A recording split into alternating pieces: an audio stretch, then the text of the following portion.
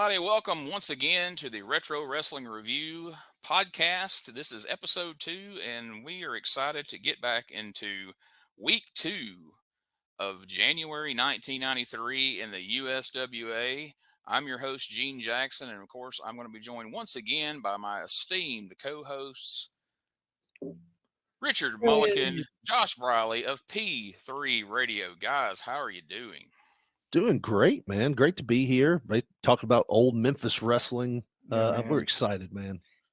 I've just been thinking about this all week, dude. I love watching these older shows that I've forgotten about. I know, right? Like, I enjoy watching this stuff anyway, but when I have like a reason to, Yeah, I don't know, it makes it more fun, especially when I know I'm gonna get to talk about it with guys who also enjoy it and also have opinions on it. That's what Ray Russell was telling me. He's like, man, those guys are great. He's like, a lot of times you have people on shows and they're just kind of like, yeah, that was cool, or they don't really have any insight. He said, with those guys, they know the guys, they know the stories, they watched it back in the day, because it's really hard for like these young people that go back and watch this stuff out of context and watch 1993 Memphis wrestling with 2024 eyes.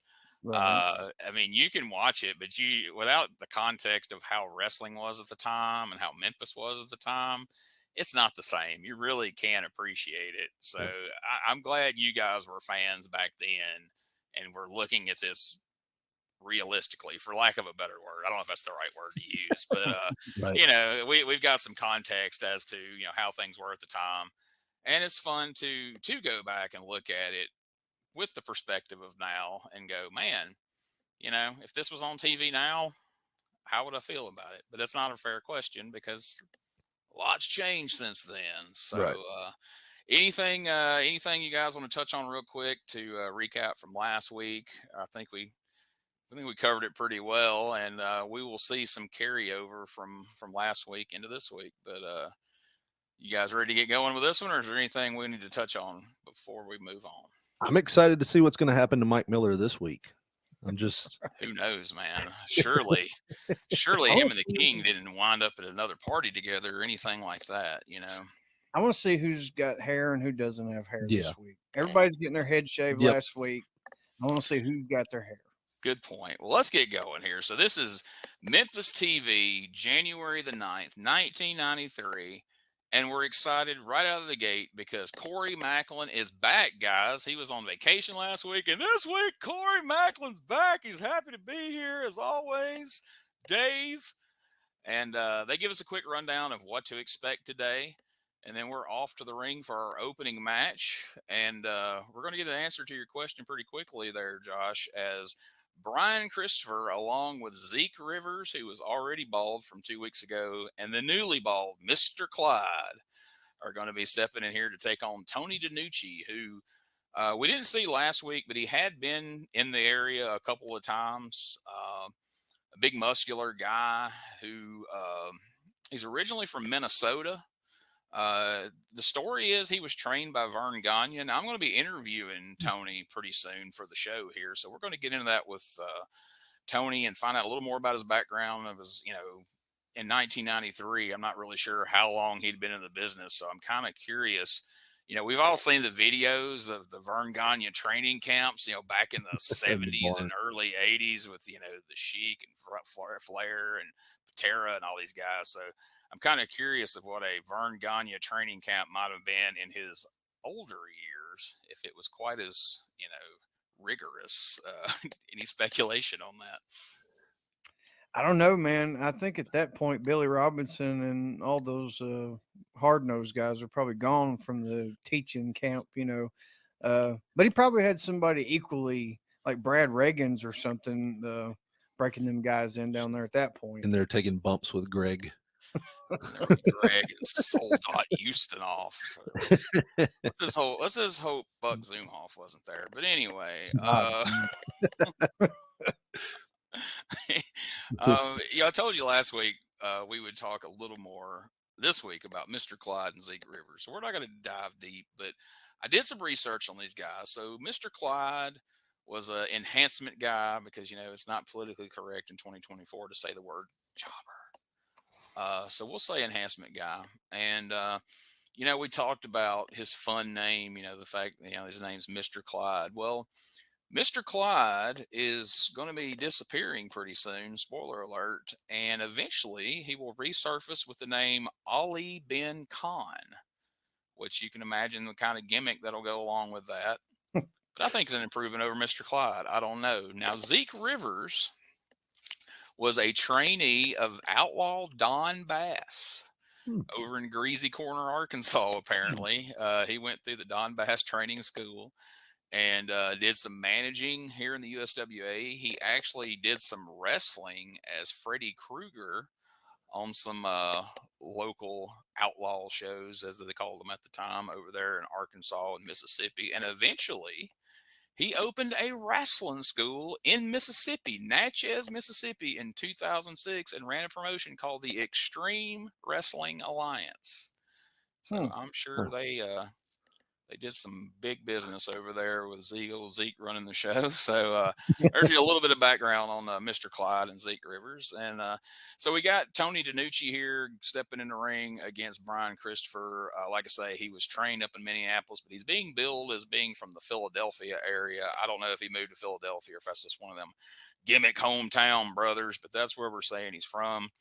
Brian Christopher is still billed as the Texas heavyweight champion, although we are long since removed from the USWA in Dallas. But that Texas heavyweight title is still floating around, and Brian is still wearing it proudly.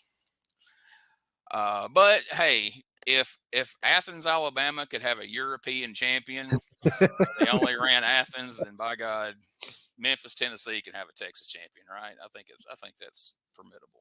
Wouldn't it be great if you went back over to Europe anywhere and they were like, the champion, he's from Athens, you know him, you live close to him. That used to kill me, man. That guy, he had one of those replica European titles. He's like, it's Saturday night in Athens, I'm going to defend the European heavyweight championship against the Russian assassin, and neither one of them had ever been out of Alabama in their life. We got this international flavor down here in old Athens. I try to keep it on the lowdown because I don't have a working passport. That's right. So I'm going to all these countries illegally. That's all right. We did the drives, man. We used to drive to Europe every weekend to defend this title. All right. So don't question it. When that land bridge was still down there.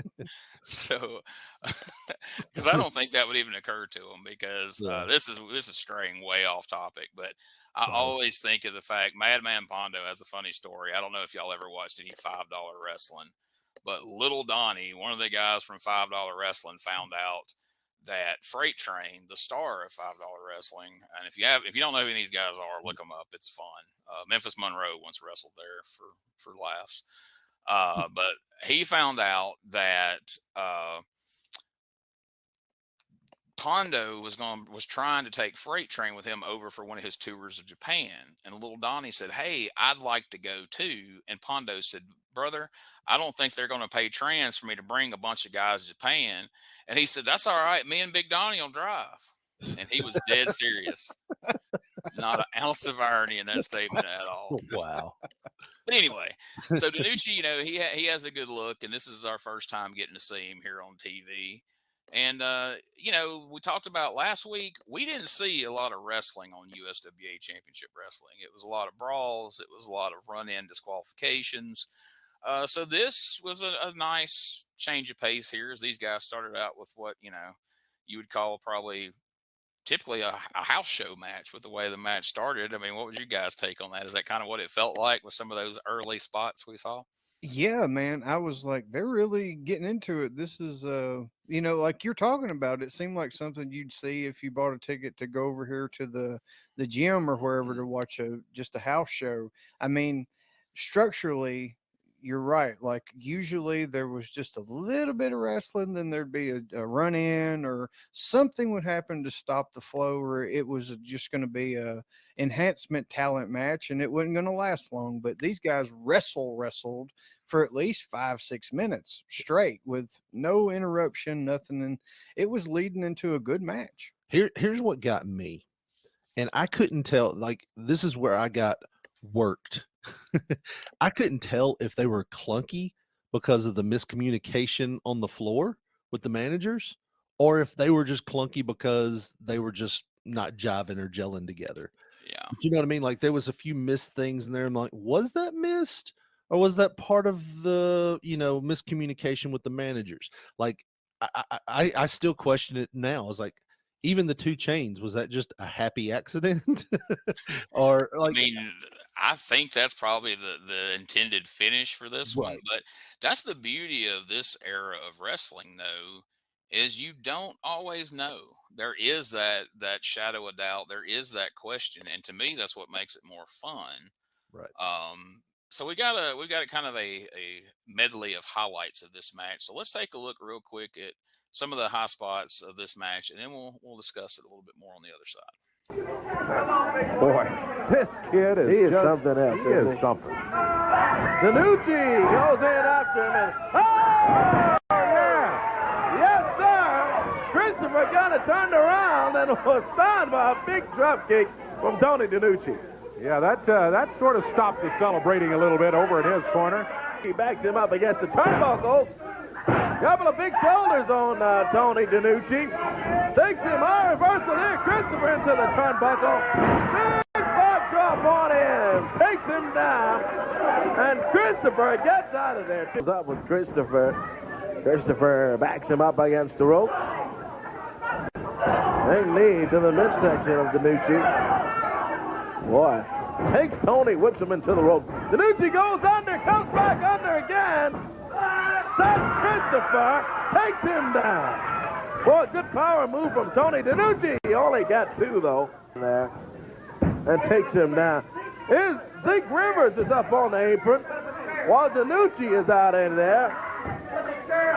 Mr. Clyde's got the chair. Christopher telling him to put the chair up so he can use it on Denucci, and Mr. Clyde holding on to the chair. Oh! And Denucci just slams Christopher into the chair. He's got him covered, too. Oh, Denucci stands and waits for him. Comes off the rope. Zeke Rivers tripped him up. Yeah, he Zeke tripped Rivers him over there. Interfering in the bout. Christopher drops down on Denucci. Covers him, 2. Denucci up at 2. Denucci able to break out of it. Christopher with some words with Zeke Rivers and Mr. Clyde. Takes Denucci, slams him down. Takes up Tony. And Tony Denucci set on Christopher. Slams him right into the referee, Kevin Christian, over there. Christopher calling for the chain. Zeke Rivers and Mr. Clyde both. Oh, both of them throw a chain in there. Yeah. Christopher is saying, I had one. My goodness, he kicked it back, laying right there. But the referee knocked down by Christopher when he threw Tony Denucci into him there. And now the referee steps up and looks over and sees that extra chain and calls for the bell. Denucci's going to be the winner in there. He gets the victory over Christopher. 1 chain, 2 minutes. Brian Christopher. I love the way Corey Maclin says Brian Christopher. So, we can blame some of the clunkiness with the valets for some of those spots, but, pretty awkward spot after that spine buster, the awkward pin. Said, I'm going to pin you. Yep. Like this. It's like he almost forgot. Am I here to fight or make love? Exactly. We're going to do something. Open my legs, boy. 2 Live Crew song, put them in the buck. Like, whoa, that's not how we need to go for the cover there, brother. Come around the side there. So yeah, they had the little bit of awkwardness with that whole chair spot, but that works because of the valets are supposed to be inept and bumbling fools as they're being painted to be. Now, to me, the most awkward thing that stood out to me, let's see if you guys really noticed this. Brian slams Denucci, I'm assuming, to go for the finish, but then Denucci looks up at him and is like, we didn't bump the ref. Yeah. So he awkwardly has to pick him up and throw him into a side headlock so that then they can bump Kevin Christian and then throw the chains. But it's a fun little finish. I mean, what did you guys think of it overall? I love how they threw the chains at him. Like, the only time I've seen stuff like that coming is like Mardi Gras, where they're throwing beads at a girl. Like it was like they threw the chains like it was Mardi Gras beads, and it threw Brian off for a second. It looked like he played it off perfectly. Like, what in the hell? You just threw me too? And like, why did y'all both have chains?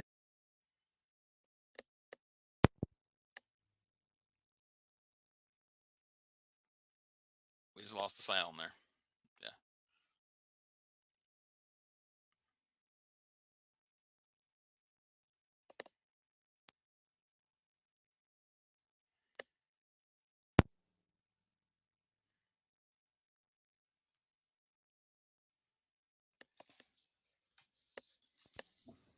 I think we're Sorry. back. There we go. I'm making a note of the time, so I know where to Sorry. go back and make that edit. All good.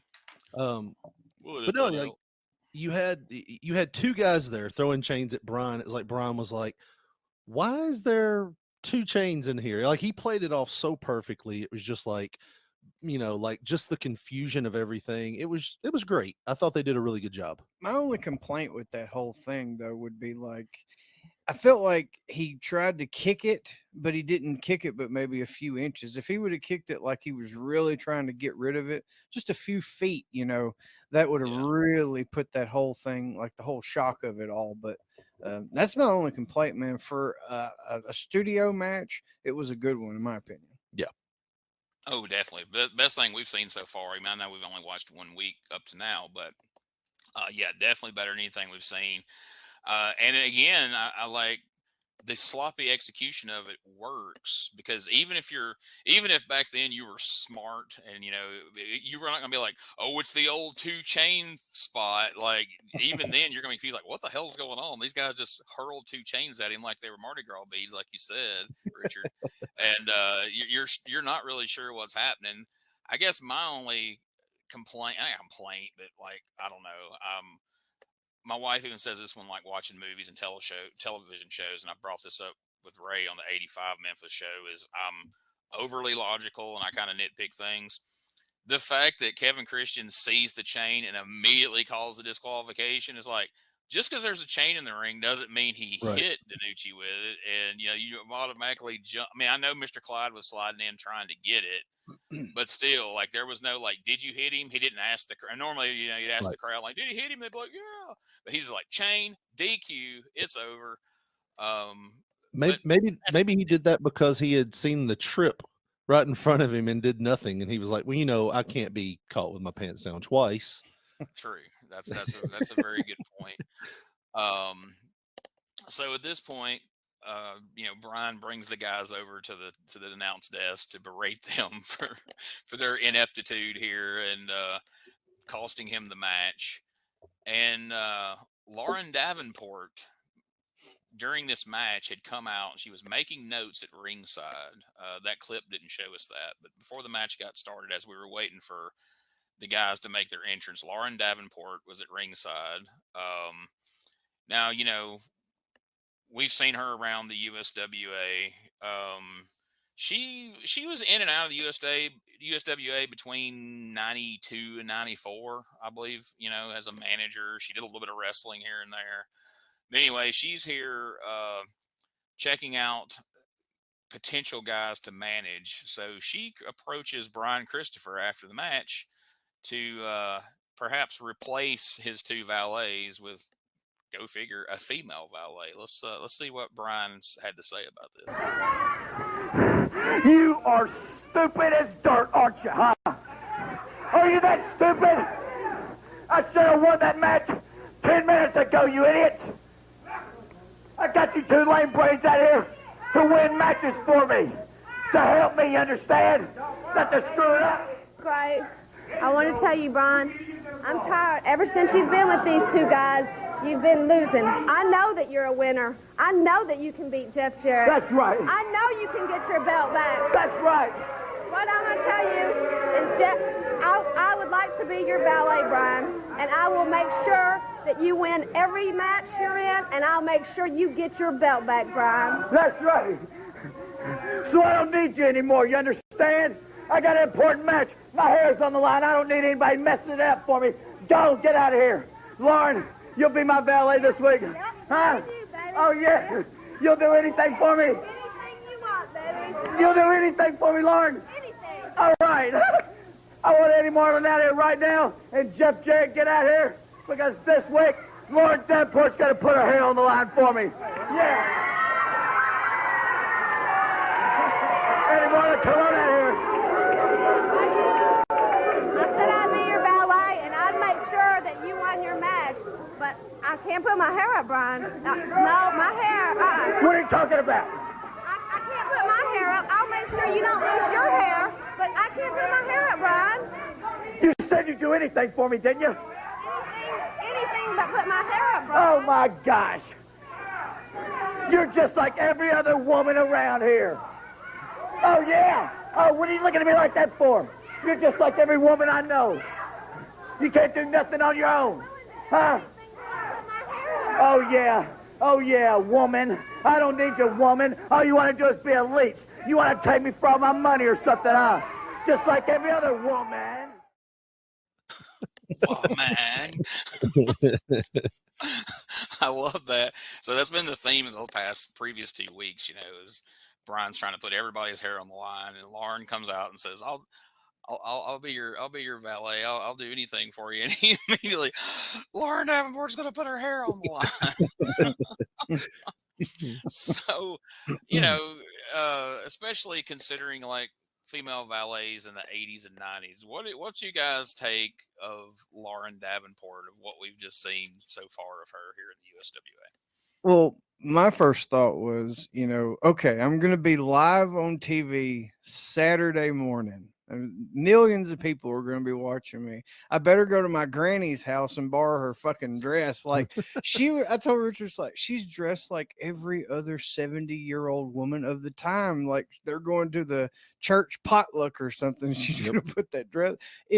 I'm sorry, like, it just seemed like, you had Missy Hyatt, Miss Elizabeth, Sensational Sherry, all those women dressed a certain way. You know what I mean? And like tight black dress. It just didn't seem like she was she maybe was going for the receptionist look. I don't know, but enough with her, dude. I absolutely love heel Brian Christopher. Like he was one of the absolute best heels Memphis ever had, because he was so believable. Like he was the guy that I hated in high school, that rich little punk that would just say anything, do anything to get his way. I absolutely love heel Brian Christopher. Yeah, I mean, so back to your point on Lauren Davenport. All she needed was a bonnet on to look like a freaking Quaker out here. Like she looked like she just came from churning butter to come out here and try to take on Brian Christopher as his manager. So yeah, it felt super, super out of place and just odd. Her voice is very grating, but I mean, okay, for a heel, I guess that's a good thing. But no, so I don't have a clip of it, but from here, she says, no, I'm not putting my hair on the line. And then like a woman, she's trying to be a leech, and he kicks her to the curb. And Burt Prentice and Mike Samples return, and they say, hey, it's time to get, even though the team's only been split up since last week, they say, hey, it's time to get the team back together. Nothing's it's time changed. to do this. Nothing's changed. We know the secret. Burt and Mike Samples know the secret to beating Jeff Jarrett. I don't know why they didn't tell him the first week that he wrestled Jarrett. I don't know why they didn't tell him last week. But this week, they've got the secret to beating Jeff Jarrett. Let's get back together. So what does Brian do? He immediately calls for them to put their hair on the line against Jeff Jarrett's title. And to the surprise of absolutely no one on earth, they refused and they walk away. And now it appears that Brian's only option to get his fourth rematch against Jeff Jarrett for the USWA Southern Heavyweight title is to put his hair on the line and potentially look like me once it's over. And people who watch this may not know this, but Richard may or may not look like that under his hat as well. But we'll just leave that up to speculation at this point. Yeah, it's there. Sadly, I lost a hair match with life, apparently. Town. I didn't want to leave town. I mean, my body's falling apart. So your wife wouldn't agree to put hers up, huh? Like a woman. Yeah. You had to put your own hair on the line, and here you sit. You have to wear a hat. I normally wear a hat. I don't know why I wasn't compelled to put one on this week like I did last week, but Here we Yeah, I are. just didn't shave, so the horseshoe on here. Yeah, see, mine's getting there, but luckily the lighting's bad in here, so you just see a glare. So now we go to a commercial break, and when we come back, Richard Lee, manager of the Moondogs, is here, and he is out here now. This to me, this whole promo and scenario is very ironic in light of last week's episode of this podcast, because folks, if you watched and listened to last week's episode, Richard made it a point to say that, man, these Moondogs are believable because they look like guys who literally just came out of the woods. Like Richard Lee had to go wrangle these guys up out of the woods and herd them up here to the studio to wrestle. And so Richard Lee starts off his promo by saying, the Moondogs aren't here today because they are at the gym.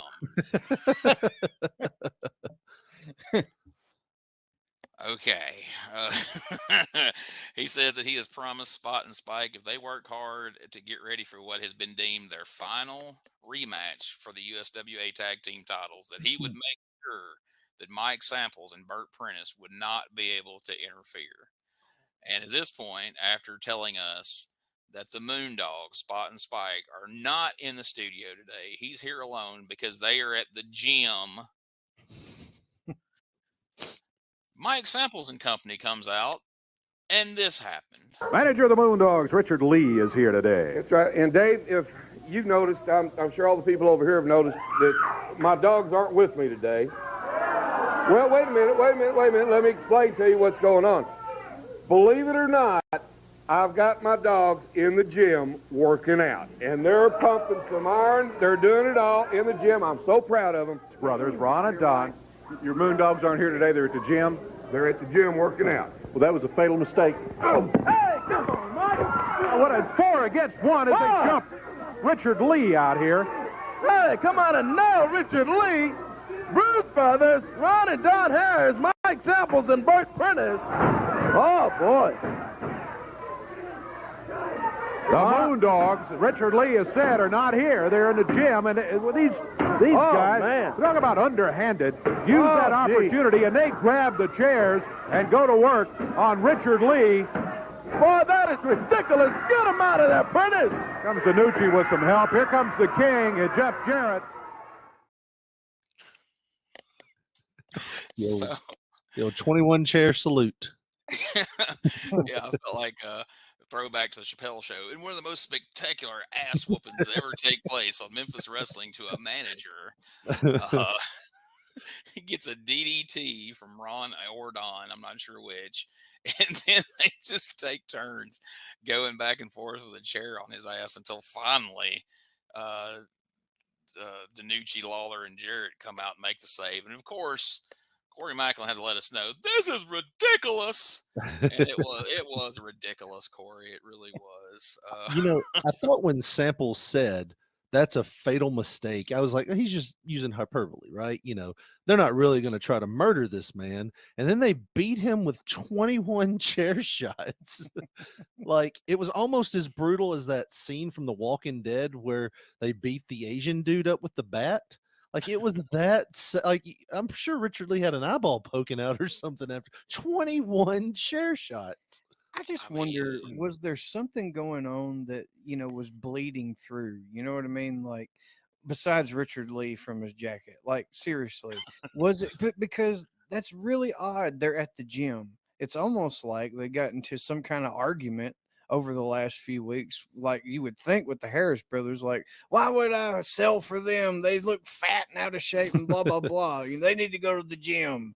And then you get Richard Lee saying, well, they're not here because they're at the gym. And then they beat the living shit out of him on live TV. Like, maybe it was something like that, It makes you wonder because, I know, wrestling is all predicated on the whole suspension of disbelief, but I think I would have found it more believable if Richard Lee to come out like, hey, man, the Moondogs aren't here. They're at their kid's soccer game this morning rather than they're at the gym, like, They had a morning class over at the college today. They couldn't make it. But, Learning English. doing a rare lecture that they like to do over at Cambridge. They gonna start paying all their bills. Well, here's a question: where could he have said they were? I guess you know what I mean. Like I was just asking Josh, like at that house that they showed they got a loose year from before. they got loose from their chain. We don't know. We've checked every kennel. I mean, I went down to the swamp. They weren't where they're usually at. I've got a search party looking for them, and hopefully they'll be there by Monday night. Yeah. But at the gym, I mean, look at those guys. Of all the things in the world you could have said. Right. Yeah, They were at the buffet. They were, I don't know. They were at the whorehouse. I don't know. Can you imagine the amount of terror they're causing at that gym? Oh, Because they don't have Richard Lee with them. They're So they're just biting in the there hitting cords. people trying to do squats with a trash can. They got that big bone that they're hitting people with while they're trying to bench press. The You know, it's manager just- comes and asks for their like IDs, and they just have to beat the shit out of Yeah, him. that's it. Like, how did they even get into the gym? That's the question. There's so many. They got their ID in those ratty looking blue jean pockets somewhere. just making those faces on the ID because they scan their card and they just say On the back of the steel chair, it says members. That's Jude of 92 or whatever spot. Yeah. So, I mean, all right, if we're going to step out of kayfabe for a minute, I can only assume that Richard Lee had somewhere to be on Monday night and probably come in there and be like, hey, guys, I can't be there Monday night. Like, I got, maybe his kids had a soccer game Monday. I don't know. But they were like, okay, well, we'll just, we'll do a little angle this morning to take you off the card Monday night. And that's what they come up with, was beating the living shit out of him. He's like, this shit didn't happen to Corey last week when he missed. Corey's like, the hell it didn't. They beat me in the back with 27 chair shots. You got off late. There's a reason I can't get out of this chair today, Richard. But yeah, I can only assume after that segment, Lawler went back there like, anybody else need off Monday? And they're like, no, No, we're we'll definitely be there. So we go to a break on the show here, and when we come back, Jeff Jarrett is in action, taking on a guy named J.D. Wolf. Now, I was not familiar with J.D. Wolf, so I did a little bit of research on Mr. Wolf. Do you guys, I'll ask beforehand, do you guys have any prior knowledge of J.D. Wolf? No. Nope. Okay, so the first thing that I found on J.D. Wolf is someone mistakenly said that he was the father of Wolfie D. Spoiler alert, Warren Wolf. Well, it turns out J.D. Wolf's real name's not J.D. Wolf. It's Jim Dean Wolfenbarger. And he's not the father of Wolfie D. Unfortunately, he passed away on March 15th of 2019. But not only was he enhancement talent J.D. Wolf, he had appeared in Memphis wrestling prior. In 1988, Mr. J.D. Wolf was Choir Boy Jim of the tag team The Choir Boys, managed by Brother Ernest Angel, who was coming in to raise money for WrestleLand USA or whatever it was he said he was building. Of course, this was a controversial character making fun of, the preachers of the day, or whatever you want to say, the TV evangelist of the day. Good, better word for it there, Richard. But yeah, he was Choir Boy Jim of the short-lived tag team, the Choir Boys, who probably until Jerry Lawler got hit by a car in the parking lot was responsible for the most complaint calls to WMC of anything they did on the television show. So I understand why we renamed him J.D. Wolf and just didn't mention that when he came back here to wrestle old Double J. But they too had a decent little match. It's almost like somebody came to them after last week's show and was like, hey guys, it's a wrestling show. Maybe we need to do something resembling wrestling this week. So they're like, all right, we'll pull something out in the first couple matches. So let's take a look at a couple of highlights here of Jeff Jarrett taking on not Wolfie D's father, J.D. Wolf. Puts him down hard. Oh, there's Wolf. Out giving it to the crowd, to the fans there, and climbs up on the ropes outside of the ring. Jeff goes after him. Whoa! Throws Wolf right in the middle of the ring. Goes after J.D. Wolf. Slams him into the turnbuckles. Jeff Jarrett, boy, this guy, some kind of wrestler, let me tell you. He can go. Look at that. DDT on Wolf. Takes him down. Covers Wolf. 1, 2. He got him. And Yes, it didn't indeed. take him long either. Jeff Jarrett gets the win. So you made mention last week of the leaping DDT. I think last week's came off better because this one was not. This one was not nearly as well executed as last week's. I don't know if that's Jeff's fault or if that's more Mr. Wolf's part, but whew, not pretty. We were sitting there wondering, is like, what did the Micro Machines man do that pissed off Jeff Jarrett so hard that he tucked him into that mat softer than I have ever tucked in my kid for bed? And I love my daughter, but like, no, I mean, he kind of looked like a cross between the Micro Machines guy and the Dunkin' Donuts guy. Like, he didn't look like when he went outside to go up to the top rope. I'm like, what in the hell is he doing? like, I'm glad you said that because I was afraid that was a reference a lot of people wouldn't get because I almost put in my notes that like when he was going to the top rope, he was going for his finish, time to make the donuts. I was like, I don't know, people might not even get that, so it warms my heart that you made that comparison. It's not just me. But. Yeah, I mean, and the color scheme of his tights looked nothing like him. You know what I mean? No. It kind of looked like, somebody was leaving the territory and they're like, well, I've got these tights. And he's like, well, it doesn't go with my high school principal gimmick, but I'll wear them. Just let me have them. But no, dude, that DDT is rough. Like, and I don't know if it's on the person that's selling it as much as it is on Jeff, but it doesn't look like Josh said. It was the safest DDT I've ever seen.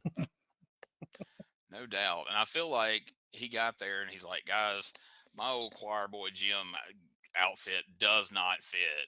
And for some reason, Tony Falk was there and he's like, brother, I got my boy Tony tights, but they're kind of faded. They don't look as good as they used to. And he's like, bring them on. I'm putting them on. And here we go.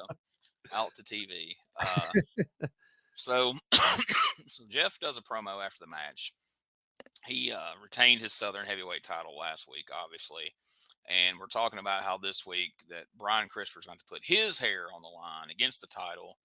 And lo and behold, Lauren Davenport is not through on her recruitment spree this week on television. Let's take a quick look as Double J gets a pretty sweet burn in on Miss Davenport.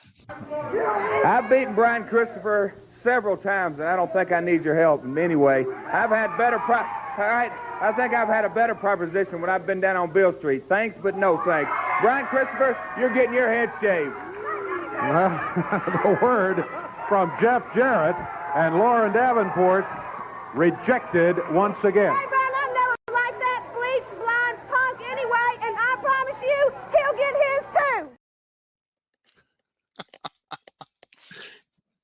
Jeff has had better propositions on Bill Street. That's a fun line, is it not? The greatest part was Dave rose his eyebrow like, I know which propositions you're talking about. I get 3 of them a week. I was going to bring this up later, but we'll go ahead and touch on it here because this, and then again later in the show, this is my new favorite thing that I've never noticed in the past about USWA wrestling. Is Dave Brown mugging for the camera like Jim Halpert on The Office? Look at this. Yes. And then later, when Lawler makes a similar statement, yeah, we get it again. And folks, if you're listening to the audio, it's worth finding the video version on YouTube just to see Dave Brown's face. It's just so out of character for Dave. But both times when they said these kind of just looks right at the camera and mugs for the camera, it's my new favorite thing. It's great. Dirty Dave. So Lauren Davenport has now sworn revenge on both Brian Christopher and Jeff Jarrett, who are squaring off against each other. So I don't know if she's going to rappel down from the ceiling like Sting on Monday and lay them both out with a baseball bat or what her intentions are. But she has now been turned down twice so far on today's episode. Is she through recruiting? I don't know. We're going to have to stick around and see. But right now, we're going to take a quick break before we come back to some more USWA action.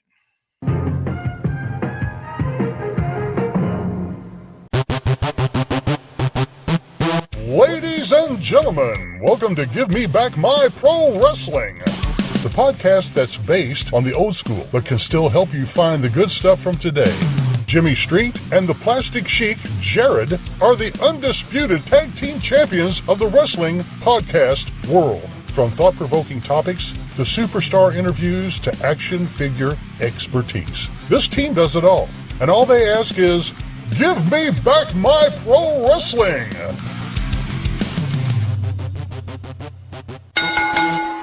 Every other Thursday, wherever you listen to podcasts. Hey guys, this is Wolfie D from PG-13. Check out my podcast, Live and in Color with Wolfie D, every Monday at noon. We're talking Memphis, we're talking ECW, WCW, WWF, everywhere that I've been. We even have some great guests, some Hall of Famers on the show with us. Every Monday at noon, Live and in Color with Wolfie D. All right, we are back. And yeah, Dave Brown's face after the burn from Jeff Jarrett was fun. So now we get a clip from last Monday night. Of course, you know, the bulk of last week's show. We're telling the story. We're establishing what happened between Mean Mike Miller and Jerry the King Lawler at a New Year's Eve / night after New Year's party. Depending on who you believe. Right. Depending on who you believe. Maybe Mike Miller was so drunk he thought it was New Year's Eve. We don't know. But Maybe we he's do been know. drunk since New Year's Eve. We do know that he was drunk. He was assault. He was trying to mac on a lady. Jerry Lawler didn't appreciate it because whoever's party this was, they asked the King to go over and ask Mike Miller to leave. And it ended up with Mike Miller's face getting assaulted. Him spending the evening on his back. He said he rang in the New Year's on his back. Lawler says it was the day after New Year's. So we don't know, but we just know that this meant that they had to have a match last Monday night, and they did. And we saw some highlights of it, and referee Paul Neighbors, every time the King was going to do some more damage to that beautiful face of Mike Miller, Paul Neighbors kept getting in the way. He kept stopping him. He kept pulling him off of him. Meanwhile, Mike Samples is allowed to just interfere at will throughout the match. He's just there, just every step of the way. It was kind of weird. I probably should have clipped it and threw it in here, but I didn't, because I think we'll see plenty of Lawler and Mike Miller as time goes on here. But anyway, long story short, the match ends in a disqualification, and it's also Lawler, was bleeding quite a bit throughout the match, and they announced that Richard Lee is injured, and Jerry Lawler's first order of business when he gets out there, he lets everybody know that he is going to step in as the manager for the Moondogs. Since Richard Lee is injured and won't be able to be there Monday night, he will manage the Moondogs Monday night. He will make sure that Mike Samples and Burt Prentice are kept at bay in the tag team match, the rematch, the Moondogs' final rematch for the tag team titles. So when they show up Monday night, pumped, looking like Lex Luger after spending one day at the gym, apparently, Right. Jerry Lawler will make sure that there's no interference.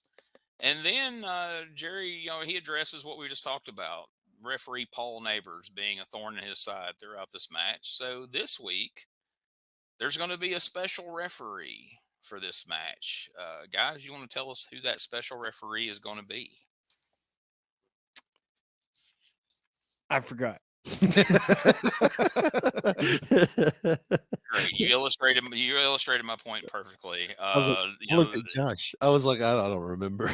when they ran the card down, they had said there's going to be a special referee in this match, and we'll announce that a little later on. So to build up suspense, and I guess that shows you how well the suspense paid off, because Jerry Lawler brings out Downtown Bruno to be the special troubleshooting referee, because if you want somebody that's going to lay down the law and make sure that no bullshit happens, who better than Downtown Bruno?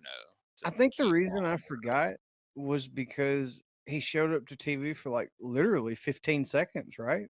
I mean, he Yeah. came in. Lawler's gave like, a hey, wave. come here. And Bruno comes out. He delivers his line. He manages to get in the line. It's like Mama says, it be that way sometimes. Boom, he's out. And then we're moving on to Lawler addressing, Mike Miller. And Laura and Davenport shows up for her third recruitment attempt of the show.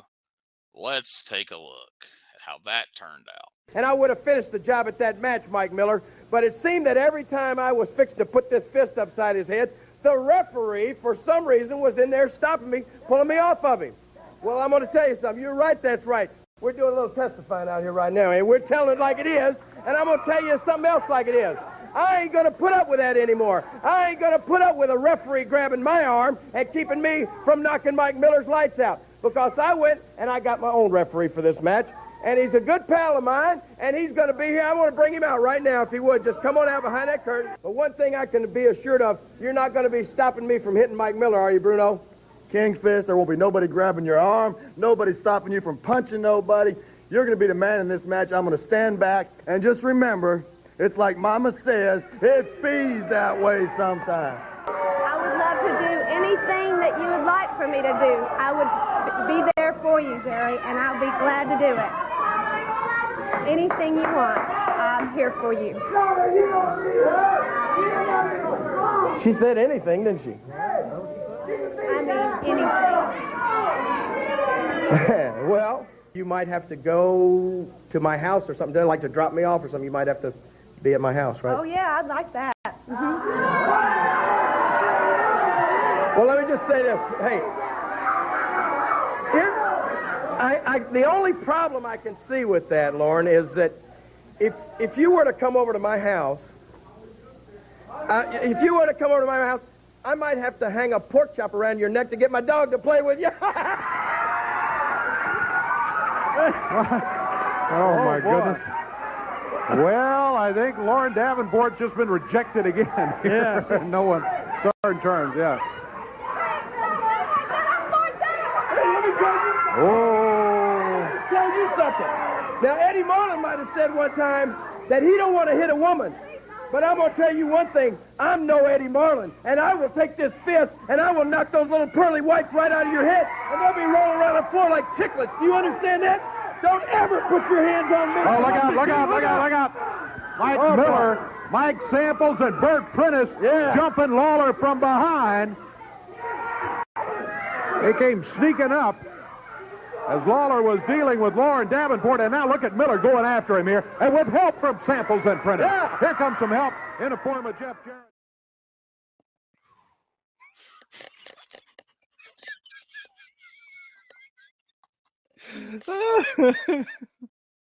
So if you're not watching on video, folks, and you really should go back and watch the video of this, or at the very least, click the link and watch the entire episode. So just to recap, our hero, our babyface, biggest babyface star in Memphis wrestling history, Jerry Lawler, admittedly was getting physically assaulted by Miss Davenport, and so he decided to handle it, and it gets all over. You know, my first line of defense when a woman's hitting me is the serial killer choke. And he shuts it down. Yeah. And so, he's in the middle of telling her how Eddie Marlin might not hit a woman, but by God, if she wants to lay a hand on him, he'll knock her teeth out and they'll be rolling around the floor like chiclets. And then the villains of the piece, the bad guys, the guys we're supposed to hate, come out and interrupt his potential assault of this woman and attack him. The low-down rat bastards they are. We said last week that at times, this is 1993. There's going to be some things that don't necessarily age well. There's going to be some things that, it was a different time. Well, this is definitely one of those things, but I don't even know if in 1993, even Dave got pretty uncomfortable there when he grabbed her. He's like, hey, whoa. He even stopped mugging for the camera at that point. Like, hey, all right, now this is getting a little too... we're not, the king's not on trial here. This was 1993. It was what it was back then. But, I mean, what are you guys... What are your guys' thoughts coming out of this as the baby face is about to knock a woman's teeth out and the dastardly heels come out and stop him? It's not only that.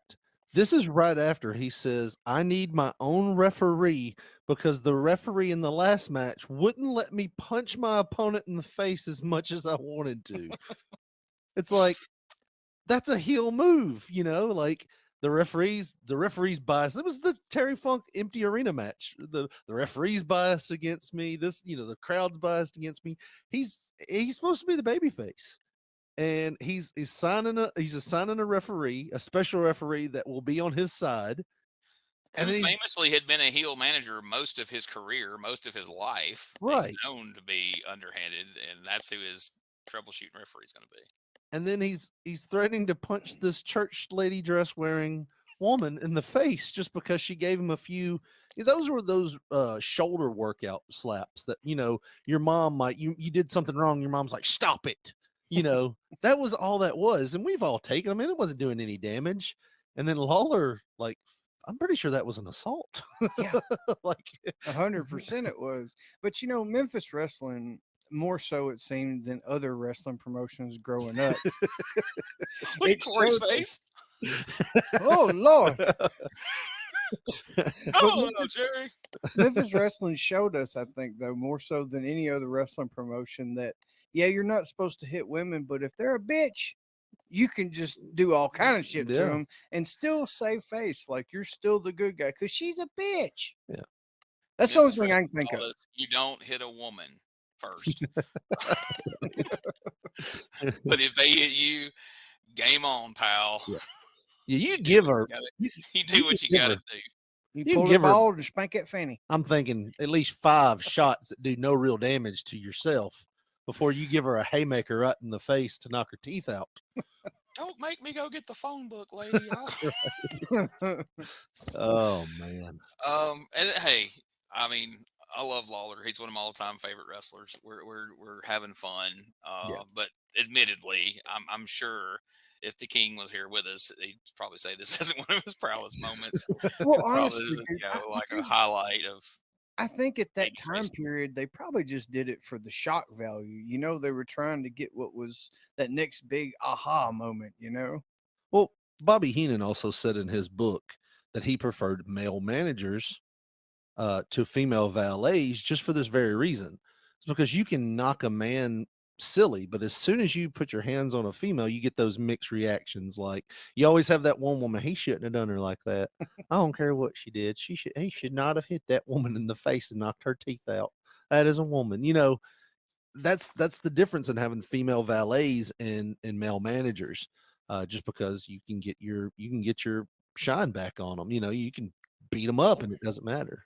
And let's remind everybody, this isn't unique to Jerry Lawler. The biggest hero of the 80s, Hulk Hogan, beat Sherry Martel. I mean, whipped her around like a rag doll. He beat the brakes off Sherry Martel at the end of almost every match he had with the Macho King. Atomic dropped her and threw her over the top rope. I think he threw her in the cage. I mean, like, he was supposed to be the real American hero. So, like I say, it was a little different time back then. But talking about shock value, let's hear a few words from Mike Miller, our old pal Bert Prentice, and I got another screenshot for you that you should enjoy, or it'll shock you anyway. Let's take a look. You think these fans gonna stand behind you? You gotta be crazy.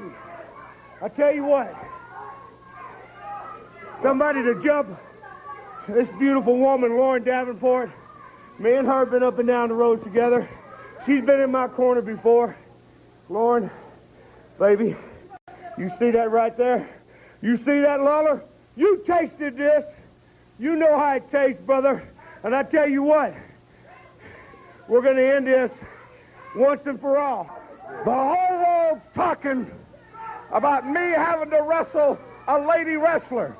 Well, don't worry about it, because we're talking about Bubba Johnson, Mr. Texas himself. Oh, come on. You know he had a sex change. I was in Dallas, Texas last week and found the doctor that did the surgery. And Eddie Marlin won't let me produce him because he's in bed with Miss Texas probably at this very minute. Stop that. I fought meaner men than you, Bubba Johnson. She's a sick human being. The hormones, testosterone, Tessie, I'm coming. Her body's falling so fast her gynecologist wears a hard hat. And I'm telling the truth. Miss Texas. Wait. What's going on? That's enough, Bird. What's going on here? Man, you watch yourself. Hey, this ain't nothing but a business deal. Oh, you're all over him, kissing on him. Leslie Ballinger. Leslie, baby, don't be upset, baby. Just hang on. Don't tell me not to be upset. You watch yourself. He's probably tired of carrying that big load of yours around. Big load. Look out. There they go, Leslie Ballinger and Lauren Davenport. I don't know, Dave. Ask you something. It's okay. Have this fighting out here. Do you want to fight this? Yeah, I'll fight that heifer. I want to All right, they both want to fight it, Dave. Sign the match, but we're not going to have it out here. Get her out of here. Get Match is going to be signed. Is heifer a bad word? I don't know.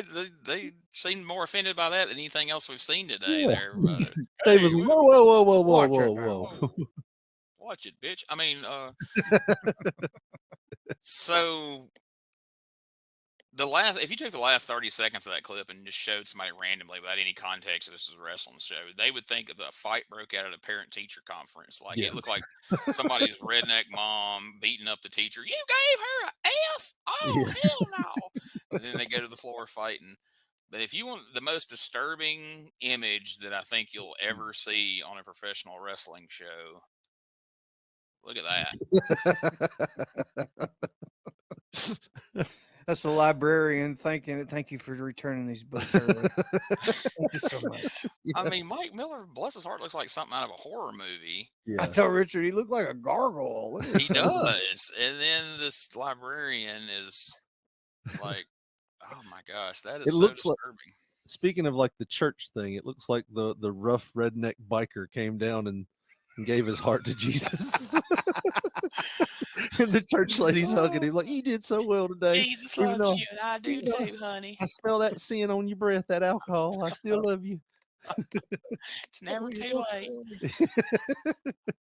So, all right, let's take a step back. Let's look at Lauren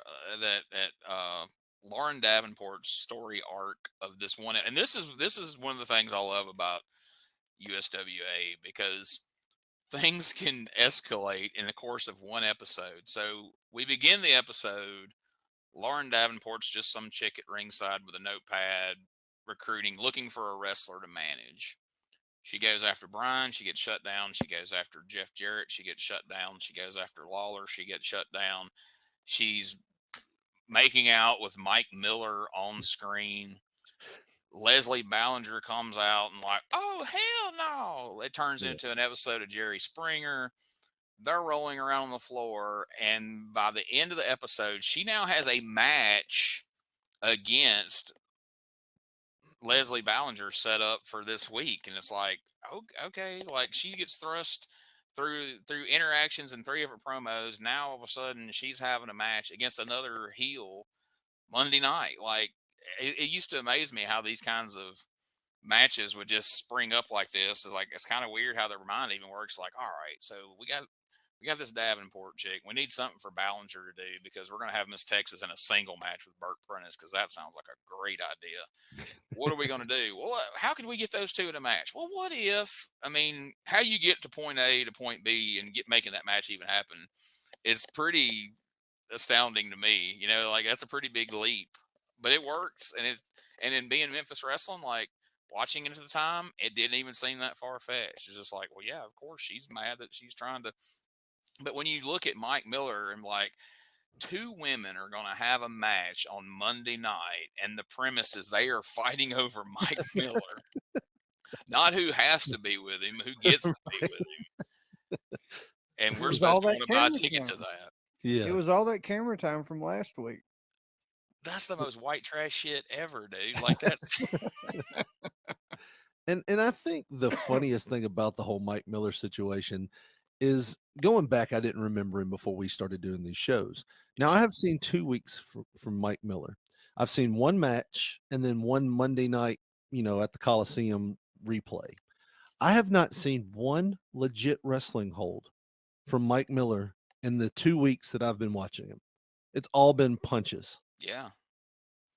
I mean, there's no evidence by anything you've seen of Mike Miller to this point that he's ever been trained to be a wrestler. Yeah. Getting hugged by that lady there at the end was the closest I had seen to him having a hold executed on him or executing a hold on someone else. And it was the weirdest. I was like, he's only punched and loved on this show. That's a good point. I would love to have seen like somebody take the tape of this episode to Vince McMahon and let him watch it and be like, so what do you think of how they set this ladies match up? And I'm like, what the hell is this shit, pal? Yeah. They're fighting over that guy? What the fuck? Like, it's so crazy. But that's Memphis, man. Again, we're not here to shit on it. We're here because we enjoy it. But man, it's wild how they get there. There's an episode that I can't wait to cover, and Lord, it's a long way in the future, but in like 96, where an episode begins with Tommy Rich and Doug Gilbert are the babyface USWA tag team champions. And by the end of the episode, Tommy Rich is challenging Lawler for the heavyweight title in a singles match. There's been a promo out there with Gilbert and Lawler. PG-13 are now the tag team champions.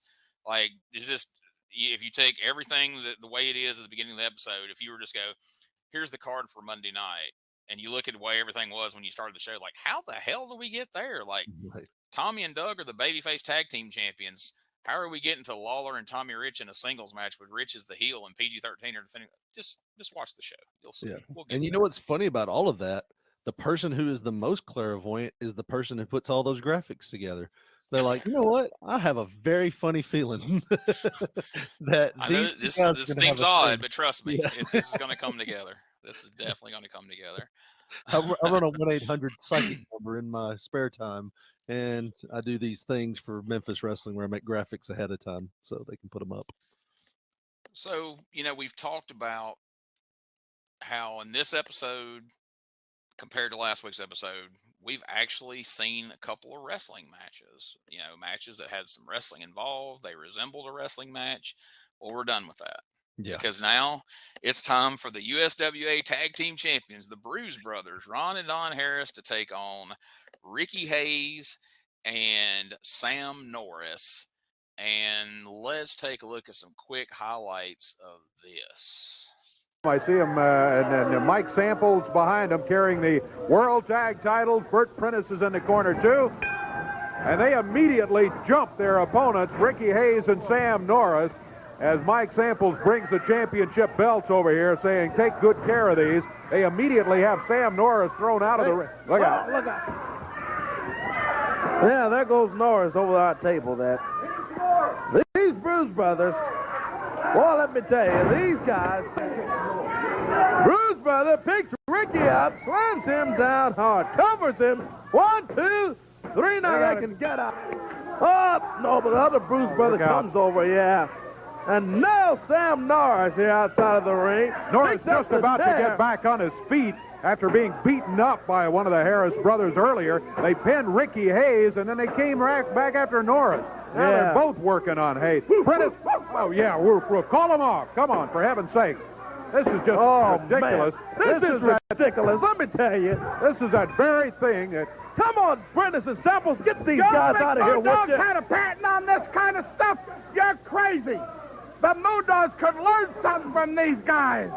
Get them out of here, would you? It looks like these guys learned stuff from the Moondogs, is what it looks like, as they continue to work on Sam Norris and Ricky Hayes. Here's Eddie Marlin out trying to restore some order. And again, Corey, I want everybody to notice it's 4 against 2. Get Eddie Marlin out of here. Well, let me tell you. Eddie's trying to get the hair. Yeah. Yeah. They whooping that man's ass inside the desk. Why did Mr. Norris keep getting up? It was like he got hit 3 times with a chair and then just got up. Like, yeah. It was ridiculousness. So Norris, I know the Wish app wasn't a thing back then, but he is definitely, if you had ordered Macho Man on the Wish app, that's what would have showed up. Look at that outfit he had on. That's tremendous. But, oh my God, like, so you texted me the other day, how many chair shots did that poor guy take overall? Like, I mean, not as many as Richard Lee, though. I think that's what he's referring to was as you put it, the 21 chair shot salute. But between and he's over there swinging it at Ricky Hayes as the one Harris guy's like trying to take him away, and the other's just following behind, whacking him. Then he turns around and goes back to whacking Sam Norris. Like, I think they outdid the Moondogs on dangerous random chair shots on this episode of USWA Wrestling. I mean, good grief. It was brutal. Absolutely freaking brutal. What was funny was at the end of that clip, you saw either Ron or Don even feel bad about what he was doing because Mr. Norris got up and all that was open was his head for that chair shot. And the Harris brother was like, look, I can't hit you in the head again.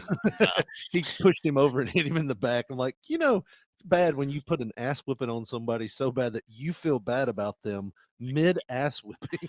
Exactly. He's like, all right, I'm not that merciless. Poor guy Chance here.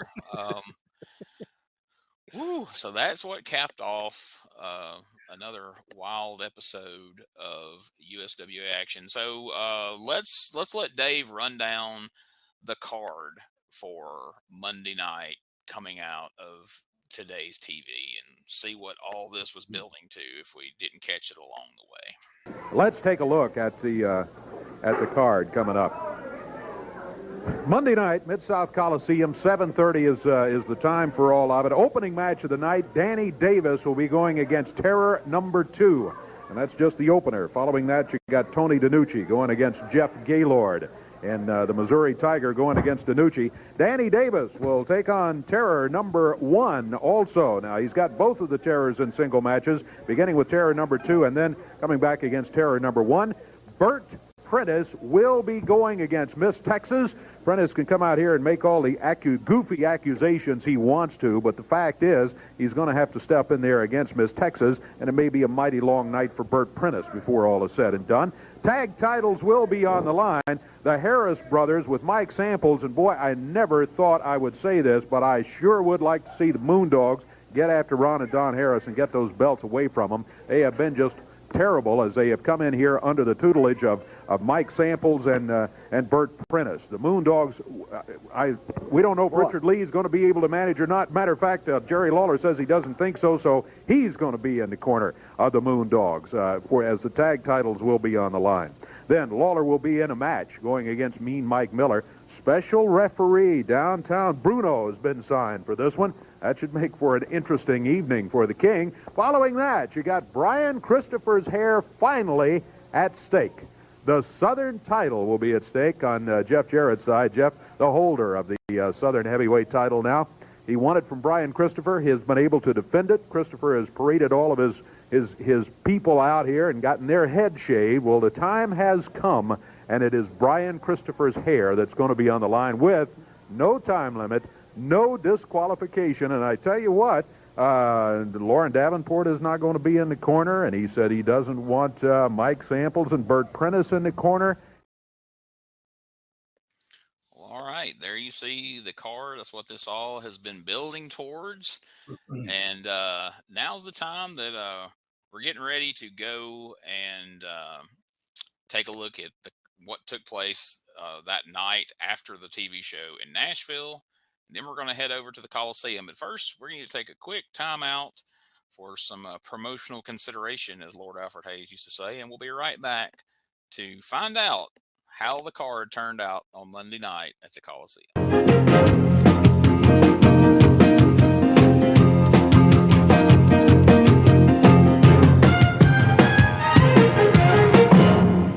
Hey Hey guys, Ray Russell here, curator of the WrestleCopia Podcast Network, inviting you guys to listen to many of the programs here as part of the WrestleCopia brand, including, but not limited to, the Wrestling Memory Grenade, currently covering the 1988 and the WWF project.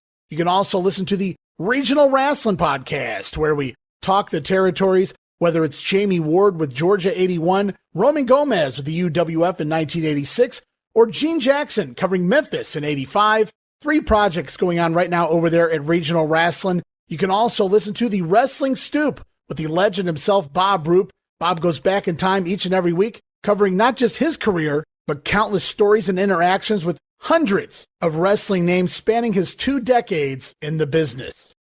But that's not all. You can also check out the Puro Wrestling Academy with the professor of Puro Resu, Mr. Dan Ginnity. Dan and I go back in time and cover the history of Japanese professional wrestling in the English language. And you can listen to all of those shows and more, all part of the WrestleCopia Podcast Network, located over at WrestleCopia.com. That's WrestleCopia.com, and anywhere your podcast streaming needs are met, from Apple to Spotify, Pocket Cast, and beyond.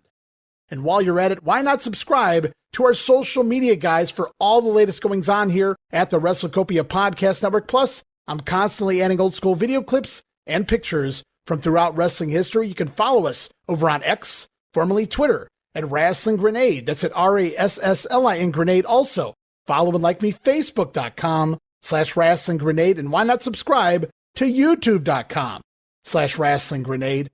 So if you're looking to support that next up-and-coming podcast brand, please consider making it WrestleCopia. All right, guys. So before we're able to head to the Coliseum for the Monday night show, as we talked about last week, we got to go to Nashville and do what we did last week at the Coliseum somewhat. So let's see if it turned out exactly the same. So 500 people showed up at the Nashville Fairgrounds to see the opening match. Burt Prentice and Leslie Bellinger defeated Miss Texas and Eddie Marlin in a mixed tag team match, I should say. Danny Davis defeated the Master of Terror #2 by disqualification. Jerry Lawler beat Mike Samples in a boxing match by disqualification. Jeff Jarrett defeated Brian Christopher to defend the Southern Heavyweight title with no mention of any hair being on the line because, obvious.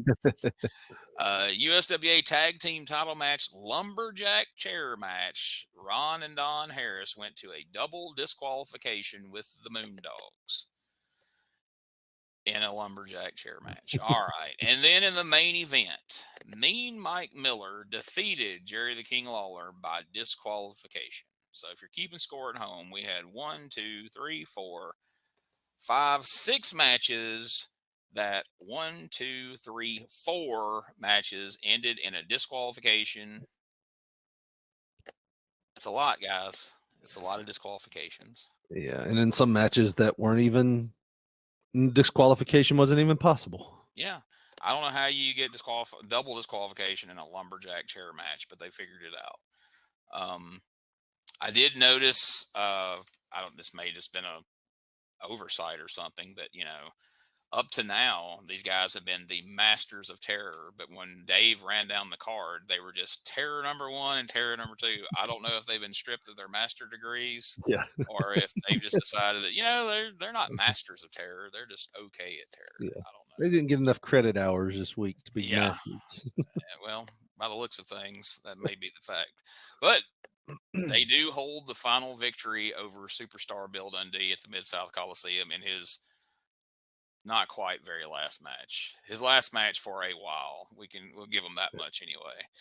So now let's see what this was all about. Let's see what took place on Monday night, January the 11th at the Mid-South Coliseum. Now, I know we put a lot of emphasis last week on what a drop in attendance we took from the last weekend in December to the first weekend in January. Well, unfortunately, I have scoured the internet. I've asked around. No one has the exact attendance for this card, but they said it was probably close to the same or maybe a little less than the week prior. So we're trending down, guys. Let's see why. In the opening match, Lauren Davenport went to a no contest with Leslie Bellinger. In the second match, Danny Davis defeated Master of Terror number 2 via disqualification.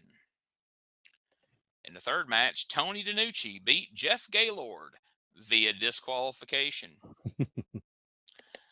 Miss Texas in the fourth match beat Burt Prentice by disqualification. Yeah. In the fifth match, Moondog, Spot, and Spike actually defeated Ron and Don Harris and won the USWA Tag Team Championship. Jerry Lawler defeated Mike Miller with special referee Downtown Bruno.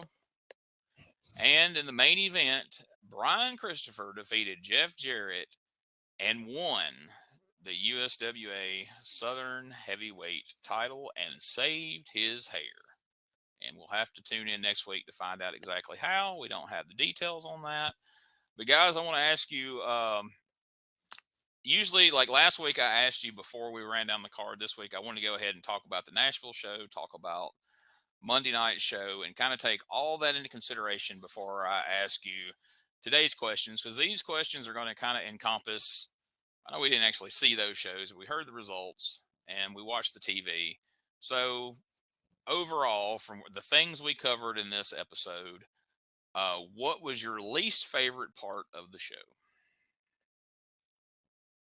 Well, my least favorite part, again, I think it was the least favorite part of last episode, was the Harris Brothers stuff. I mean, it didn't seem as important again, and it was really quick, but I don't know. It kind of like, as a kid thinking back, it kind of angered me that they were trying to do basically the Moondog stick, like the last couple of weeks that we watched. And it just felt like, and I still feel that way, that's the Moondogs thing. Like, if anybody's out there using chairs and weapons and stuff, they kind of got that cornered. Maybe they should have done something different. But as a kid, it was a turn off and kind of just, I don't know. I just could have done without it. For me, it was the lack of matches. You know what I mean? Like you said, it's a wrestling show. When I was a kid, I thought the interviews that they all did, I always just, I tuned out of those. So for me as a kid, to see 2 matches in that time period, I would have been livid that we didn't see more action in the ring. And as a fan now, I want to see more wrestling. All right. And so the second question is, what was your most favorite part of the show? So if I'm finding something positive, the commercials were a great flashback to when I was a kid. It got me in that mindset of the show, but I can't choose the commercials. So what we'll say, my favorite part of the show was Brian. And once again, Brian, being heel Brian, having the chains fly in, having that match that you're like, that was a little weird, but it fit. And then hearing him, call everybody out that he wanted to manage him, it's just like he believed in what he was saying. And Brian was definitely my favorite part. Josh? Mine was just the whole Lawler segment. He come out, he's got COVID or whatever was before COVID, he had it. And Dave was like, he said, "I'm sick." Dave backs up, and it's like the interview was even like slow starting. Lawler's like, "Oh, I'm sick," and he starts slowly getting into what he's saying. And then by the time the interview's over, like, wow, he had fired up. Leslie, Lauren Davenport had come out there, and just that whole thing with Lauren Davenport getting the choke, and Lawler's, I'm not Eddie Marlin.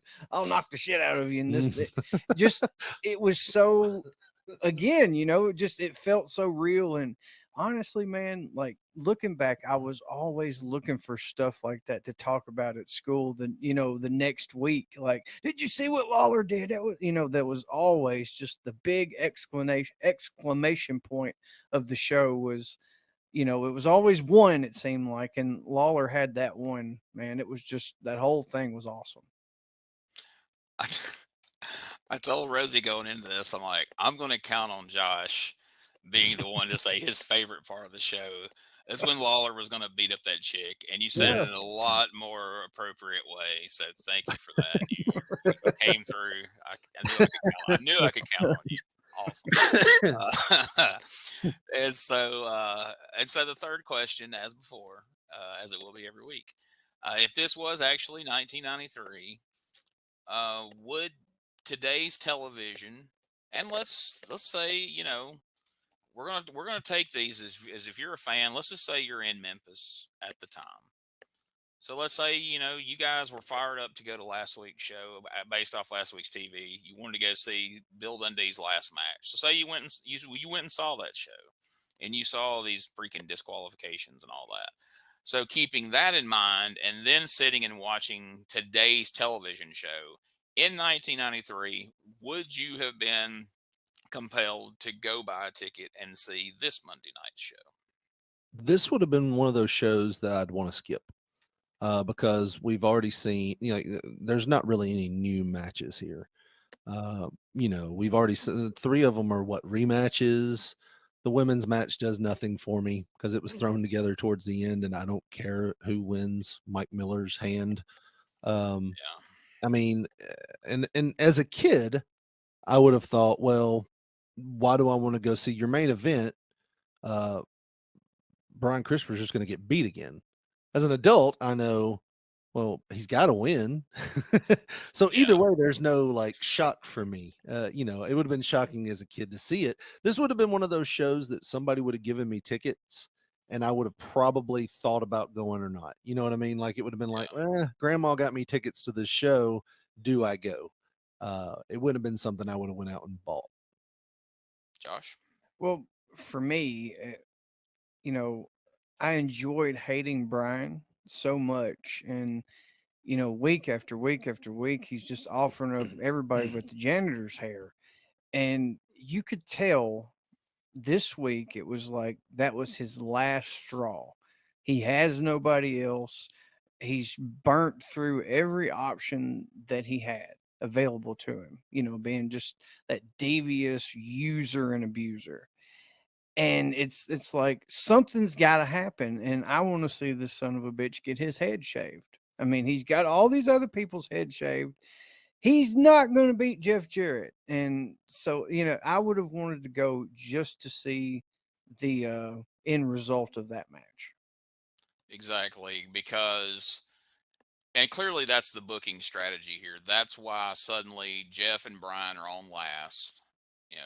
After Lawler, after the Moondog, Harris Brother craziness, we have established the last 3 shows that Jeff Jarrett beats Brian Christopher despite interference. So this time he has nobody to help him in theory.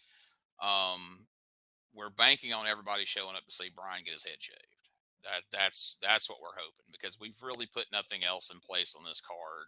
Right. That really is going to, like you said, an angle that developed over the course of the show. I'm not invested. I don't think anybody in Memphis or within driving distance is going to be invested enough to see who wins the love of Mike Miller to go want to see that match. We've seen Danny Davis and the Masters of Terror go on for months now in tag team matches. Lawler and Mike Miller, more of the same. Downtown Bruno's a special referee. We know Lawler's probably not going to get beat 2 weeks in a row. But as a booker, we're not dealing with people who are in 2024 who now are wrestling strategists who are like, all right, based on booking theories and how, this would be the week that Brian has to win because we've had him lose, 2 weeks in a row, and Brian's, Jerry's son's not going to lose his hair. They're not looking at it like that. They're looking at the way Josh laid it out, where, all right, we've established he can't beat Jeff, and now he has no help. I'm going to see this guy get his hair cut. So I think that's what they were banking on here. That was probably a slim premise to sell it on, but we didn't have a lot to work with here. Obviously, the roster, when you're putting Leslie Ballinger and Lauren Davenport in a match to open the show, clearly they do not subscribe to that theory of you open the show hot, you come in with a great match to get things kicked off, because they put the weakest match on the card. You got 2 Danny Davis Master of Terror matches. Why wouldn't you have put one of those on first? Because at least Danny Davis and Ken Wayne can have a good match. I mean, even if the angle is beat to death and we've seen it, they still have the capability of having a good match. in no way possible was Ballinger and Davenport going to have anything resembling a match, much less a good match. So, wow, what an awful way to kick the show off. and then, and then it possibly tapered off from there. I don't know. But I'm with you guys. This is definitely a show that I would have been like, I think we can skip this one. I would love to see Brian get his head shaved, but I don't know if I want to sit through everything. Just what I don't understand, though, is like, why is Tony Denucci beating Jeff Gaylord by DQ? Right. Why are we not just having a finish in that match? Why is Danny Davis beating Master of Terror by a DQ? Why is Miss Texas beating Burt Prentice by a DQ? Like, all these DQs, like, good Lord. But of all the matches on the card, there's no reason Tony Denucci couldn't just straight up beat Jeff Gaylord, or vice versa, or Gaylord just beats him. Why another disqualification?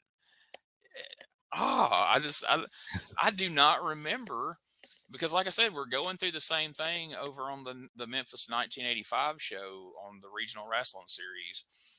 These cards have got just tons of disqualifications up and down the card. And I was telling Ray before we got into watching these USWA shows, like, man, I don't remember the Memphis shows being plagued with all these non-finishes. And then we jump into this, and you jump from 85 to 93, and we're doing more of the same. I'm like, well, maybe I just don't remember that. Maybe that is how Memphis worked. Maybe it is always a bunch of DQs and non-finishes. And we're gonna see as we move along, because we're committed to the project. So we're gonna see where these roads take us for next week. For folks listening, I mean, I know we got some fun stuff ahead as USWA starts working with the WWF and Vince starts sending down. We start seeing some big name stars that as we move along in '93. Sure, we start out with Doink the Clown and Giant Gonzalez. We're gonna have Bret Hart. We're gonna have Owen Hart. We're gonna have the Undertaker. Some of the very tippy top stars of the WWF are going to be coming to Memphis, and it's going to be a lot of fun to watch it unfold. I don't know how you guys feel, but I'm certainly looking forward to it, and I'm certainly looking forward to seeing how we get from where we are now to moving to something that starts putting some butts back in the seats over at the Coliseum. I'm ready to get away from Mike Miller. Man, when you're hanging your hat on Mike Miller being the draw, it's hard times. I mean, Dusty Rhodes could have mentioned that in his promo. Like, baby, when Mike Miller is the main event in the Mid-South Coliseum, that's hard times. Like, I'm down with kings and queens, and I watch Memphis try to put Mike Miller over as a top heel. No doubt about it. Well, all right, guys, another fun episode. Before we go, folks, a couple of quick things here. Be sure to check out all the great podcasts over on WrestleCopia.com, where you found this one. Lots of great content. Join the WrestleCopia Patreon. Man, I mean, for $5 a month, Ray gives you all sorts of great stuff. You got video podcast, you got regular podcast, you got all his show notes with all the research that he does. You've got tons of like old school wrestling magazines scanned where you can go through and look at and read the old wrestling magazine. That's one of my favorite parts of the website. Brings back, I've got half of them in a closet somewhere at home, but I don't have to dig them out. I can just click around and look at them in my phone. I'm bored at work. So make sure you join the WrestleCopia Patreon. Check out WrestleCopia.com. Check out P3 Radio. These guys have a hilarious podcast they do every week. Once again, tell them how they can find it, guys. Go ahead, Josh. You're our plug guy. Well, on Twitter, we are at P3 Radio, the number 1. On Facebook, Pop Poncho, Poncho is the way you spell Poncho. And the old school way, just text us, leave us a voicemail, whatever. 24 hours a day, 731-300-6675. And you can listen to our show on any podcasting app, iTunes, Spotify, just by typing in P3 Radio, all one word, like you see on our name right here. There you go. There we go. Yeah. There you go. And of course, we have a Facebook.com/retro wrestling review. We also have a Twitter, Instagram, and a TikTok at USWA Podcast. We've been putting a lot of stuff up over there, so make sure you check that out.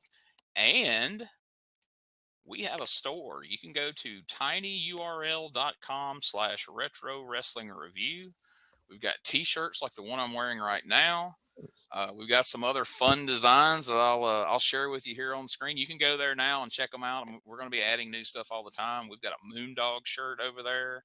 We've got a Jobber shirt. We've got a shirt with all sorts of old school wrestling logos, Mid-South Wrestling, CWA, USWA, all these different old school wrestling shirts. So if you want some old school wrestling merch, that's the place to check it out. So go help support the show, because podcasts aren't free. These guys know that. It takes some money to make all this stuff happen. So check it out. And again, check out WrestleCopia.com. Check out the guys. P3 Radio, you can search for them, like you said, on any of the podcast platforms. This show is on all the different podcast platforms. If you're listening to it audio-wise, you can check out the video version on the WrestleCopia YouTube channel. You can find that at WrestleCopia.com rather than me trying to tell you the URL and you try to remember it. It's easier just to go to WrestleCopia.com. And also, I have a YouTube channel for this show, YouTube.com/Retro Wrestling Network. There are over 1,000 videos on that channel now, including every episode of the USWA that's available known to man from 1990 straight through 1997. And each week, when me and the guys are watching these episodes, that's what we're watching them from, that YouTube channel. So if you want to go and subscribe, we have USWA, we have 80s Memphis wrestling. We've got every kind of old school wrestling you could name. You go search that YouTube channel. If you like wrestling, unless it's new wrestling, then you're a shit out of luck, because I don't put any of that on there because I don't watch it. But if you want old school wrestling, there's literally any and everything you could think of, and we're adding new stuff all the time. So please subscribe to the YouTube channel. And like I say, watch these old shows with us, man. Don't just take our word for it. Don't just watch the little clips we show. Go through and watch the show and let us know what you think. Go to the Facebook, go to the Twitter, and tell us what you thought of these episodes, and tell us how you like the podcast. If there's anything you would like to hear us talk about or not talk about, or hey, do more of this, do less of this. I can't promise you we're going to do all of it, but we would love to hear from you, and we would love to try to make this podcast what everybody wants it to be. So we're just here to have some fun and teach you things, like Zeke Rivers was trained by Outlaw Don Bass and had a wrestling school in 2006 in Natchez, Mississippi. And if you've ever seen any Mississippi wrestling, then you know why. This man was paying athletic commission fees. That's right. That's how you know he means business. He's legit if he's paying for those athletic commission licenses, because we know those are certainly legit, right, guys? Yeah. All right, y'all. Thanks for watching, and we will be back soon with another episode, week 3 of 1993 in the USWA. And also, I will be having a conversation with Mr. Tony Denucci that you saw in this episode, Wrestling Brian Christopher. We'll talk about that match. We'll talk about his entire run in the USWA, and we'll just keep chugging along through 1993 and see where it takes us.